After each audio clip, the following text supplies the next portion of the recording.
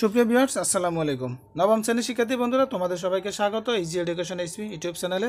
আজকের ভিডিওতে আমরা নবম শ্রেণীর একাদশ সপ্তাহের বিজ্ঞান বিষয়ের অ্যাসাইনমেন্টের নমুনা উত্তর নিয়ে আলোচনা করব। অ্যাসাইনমেন্ট নাম্বার 3, অধ্যায় শিরোনাম, দ্বিতীয় অধ্যায় জীবনের জন্য পানি।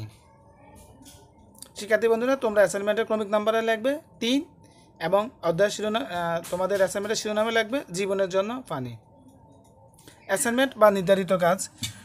প্রজ্ঞা তার বাবার সাথে বুড়িগঙ্গা নদীতে নৌকায় করে বেড়াতে গেল। দাদা বাড়িতে যাওয়ার সময় নদীর পাড়ে যে ছবি তার মনে গেঁথে ছিল তার সঙ্গে এই মুহূর্তে দেখা চিত্রের সঙ্গে কোনো মিল খুঁজে পেল না। নদীর কোনো পার নেই, আছে অসংখ্য দালান কোঠা, দোকানপাট, শিল্প কারখানা। পানির রং একেবারেই কালো, দুর্গন্ধময়। যে বিশুদ্ধ বাতাস নেবার উদ্দেশ্যে সে বের হয়েছিল, উল্টো দুর্গন্ধে তার দম বন্ধ হয়ে আসতে লাগলো। প্রজ্ঞার খুব মন খারাপ হলো, দেশের এত বড় নদীর এই দুরবস্থা।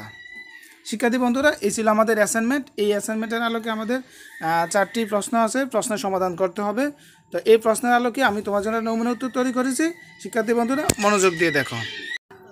অ্যাসাইনমেন্টের ক নং প্রশ্ন বলা আছে, বুড়িগঙ্গা নদীর পানি মাছ সহ অন্যান্য জীব বসবাসের জন্য উপযুক্ত কিনা ব্যাখ্যা করো। ক নং প্রশ্নের উত্তর, বুড়িগঙ্গা নদীর পানি মাছ সহ অন্যান্য জীব বসবাসের জন্য অনুপযুক্ত। নির্মাতা ব্যাখ্যা করা হলো। আমাদের পরিবেশে যে সকল প্রাণী আছে তাদের মধ্যে জলজ প্রাণীর জন্য পানির প্রয়োজনীয়তা সবচেয়ে বেশি। জলজ প্রাণী জলে বাস করে, জলজ পরিবেশ থেকে খাদ্য গ্রহণ করে, জলেই বংশবৃদ্ধি করে এবং বেশিরভাগ জলজ প্রাণী জল থেকে বেঁচে থাকার জন্য প্রয়োজনীয় অক্সিজেন পেয়ে থাকে। জলজ প্রাণীর মধ্যে মাছ সবচেয়ে বেশি পাওয়া যায়। মাছ পানি থেকে খাদ্য গ্রহণ করে বেঁচে থাকে, পানিতে বংশবৃদ্ধি করে এবং মাছ ফুলকার সাহায্যে পানিতে দ্রবণীয় অক্সিজেন গ্রহণ করে। শিক্ষার্থী বন্ধুরা, বাকি অংশটুকু দেখে লিখে নাও। পানিতে পচনশীল জৈব পদার্থের পরিমাণ যত বেশি হয়, সেগুলোকে বিশিষ্ট করার জন্য তত অধিক পরিমাণ অক্সিজেনের পরিমাণ হ্রাস পায়, যা জলজ প্রাণীর জীবন ধারণের জন্য খুবই ক্ষতিকর।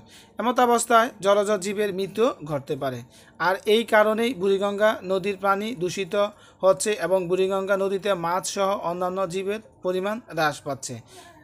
আর তাই বলা যায় যে বুড়িগঙ্গা নদীর পানি মাছ সহ অন্যান্য জীব বসবাসের অনুপযুক্ত।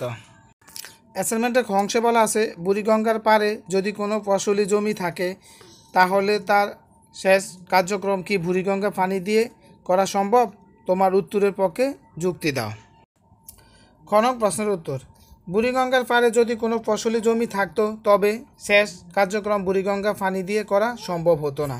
নিম্নে আমার উত্তরের সপক্ষে যুক্তি উপস্থাপন করা হলো। পানি আমাদের দৈনন্দিন জীবনের বিভিন্ন কাজে লাগে, যেমন কৃষি, শিল্প, অন্যান্য ক্ষেত্রে ব্যবহার হয় পানি। তাই পানির নির্দিষ্ট মান যদি বজায় না থাকে তবে জীব বৈচিত্র্য বা পরিবেশের জন্য যেমন ক্ষতিকর হবে, তেমনি কৃষিক্ষেত্রে ও এর ব্যবহার ব্যাহত হবে। কৃষিতে সেচ কাজে খাল, বিল, নদ নদী বা ভূগর্ভস্থ পানি ব্যবহার হয়। কৃষিতে লবণাক্ত পানি ব্যবহার করা যায় না। শহরের ঘরবাড়ি ও নর্দমার ময়লা আবর্জনা এবং শিল্প কারখানা থেকে নির্গত শিল্পজাত অজৈব আবর্জনা, বিশেষ করে চামড়ার কারখানা থেকে নির্গত আবর্জনা বুড়িগঙ্গা নদীর পানি দূষিত করেছে। শিল্প বর্জ্য দিয়ে দূষিত পানি কৃষিতে সেচ কাজে ব্যবহার করলে জমির উর্বরতা নষ্ট করে দিতে পারে, সেই সাথে উদ্ভিদের স্বাভাবিক বৃদ্ধি ব্যাহত হয়। সুতরাং বলা যায় যে বুড়িগঙ্গা পানি দিয়ে ফসলি জমিতে সেচ কার্যক্রম করা সম্ভব নয়। অ্যাসাইনমেন্টের ঘ নং প্রশ্নে বলা আছে, বুড়িগঙ্গাকে স্বাভাবিক অবস্থায় ফিরিয়ে আনতে স্থানীয় জনগণের সহায়তায় তুমি কি কি করতে পারো উপস্থাপন করো। ঘ নং প্রশ্নের উত্তর, পানির অপর নাম জীবন। পানি ছাড়া একদিনও চলা আমাদের পক্ষে সম্ভব নয়। প্রতিদিন প্রায় সব ধরনের কাজে আমরা পানি ব্যবহার করে থাকি। আবার বাংলাদেশ কৃষিপ্রধান দেশ। কৃষি উন্নয়ন ছাড়া দেশের উন্নয়ন সম্ভব নয়। আর এই কৃষিকাজে সেচের জন্য দরকার পানি, অর্থাৎ পানি ছাড়া কোনোভাবেই কৃষিতে উন্নয়ন সম্ভব নয়। উন্নত বিশ্বের প্রতিটি দেশে শিল্প অত্যন্ত উন্নত, এমন কোনো শিল্প কারখানা নেই যেখানে পানির প্রয়োজন হয় না। তাই বলা হয়ে থাকে উন্নয়ন ও পানি একে অপরের পরিপূরক। মানবসৃষ্ট বিভিন্ন কারণে বুড়িগঙ্গা নদীর পানি দূষিত হয়ে থাকে। এর মধ্যে উল্লেখযোগ্য হচ্ছে ঢাকা শহরের বাসাবাড়ি ও নর্দমার ময়লা আবর্জনা এবং চামড়ার কারখানা থেকে নির্গত জৈব আবর্জনা বুড়িগঙ্গা নদীর পানি দূষিত করেছে। বুড়িগঙ্গাকে স্বাভাবিক অবস্থায় ফিরিয়ে আনতে স্থানীয় জনগণের সহায়তা আমি যে সকল পদক্ষেপ গ্রহণ করতে পারি তা নিম্নে উপস্থাপন করা হলো। 1. সর্বস্তরের মানুষকে পানি দূষণ সম্পর্কে সঠিক ধারণা দেওয়া প্রয়োজন এবং এর প্রতিক্রিয়া ভয়াবহ চিত্র জনসাধারণের নিকট তুলে ধরা প্রয়োজন বোধে লিফলেট অথবা প্রচার মাধ্যমগুলো ব্যবহার করে জনগণকে সচেতন ও সতর্ক করা যেতে পারে। 2. শহর ও বাসাবাড়ির আবর্জনা ও নর্দমার বজ্র নদ নদী খাল বিলে গড়িয়ে পড়ার আগে শোধন করা উচিত। এজন্য সচেতনতা বৃদ্ধি এবং প্রয়োজন বোধে কমিটি গঠন করে আইন তৈরি করা ও আইন অমান্যকারীকে আর্থিক জরিমানার ব্যবস্থা করা। 3. নদীর পানি স্বাভাবিক প্রবাহ অব্যাহত রাখা অত্যাবশ্যক। নদীর তলদেশে যাতে পলি জমতে না পারে সেজন্য নিয়মিত ড্রেসিং প্রয়োজন। 4.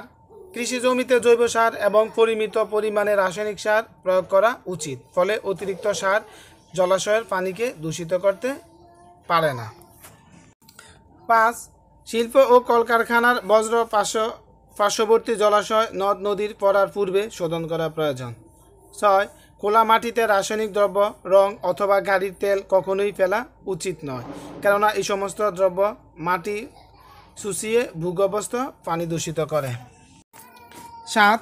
কীটনাশক, ছত্রাকনাশক ও আগাছানাশকের যথেচ্ছা ব্যবহার বন্ধ করা উচিত। এক্ষেত্রে কৃষকদের সাথে আলোচনা করে জনসচেতনতা বৃদ্ধি করা যেতে পারে। 8. রান্নাঘরে নিষ্কাশন নালা ও টয়লেটের রাসায়নিক বর্জ্যপাতের না ফেলতে শহরের মানুষদের সচেতনতা বৃদ্ধি করা। জনসচেতনতায় পারে বুড়িগঙ্গা নদীর দূষণ রোধ করতে। সর্বোপরি সকল স্থানীয় লোকদের সহায়তায় বুড়িগঙ্গাকে স্বাভাবিক অবস্থায় আনা সম্ভব। নবম শ্রেণীর শিক্ষার্থী বন্ধুরা, এটাই ছিল তোমাদের একাদশ সপ্তাহের বিজ্ঞান বিষয়ের অ্যাসাইনমেন্টের নমুনা উত্তর।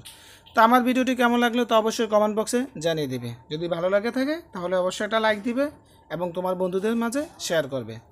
তো অ্যাসাইনমেন্টের পরবর্তী আপডেট পাওয়ার জন্য আমার চ্যানেলটাকে সাবস্ক্রাইব করে পাশে থাকা বেল আইকনটি বাজিয়ে রাখবে। অ্যাসাইনমেন্টের পরবর্তী সমাধান নিয়ে তোমাদের মাঝে হাজির হব। ততক্ষণ পর্যন্ত তোমরা সবাই ভালো থাকো, সুস্থ থাকো, নিরাপদে থাকো। আল্লাহ।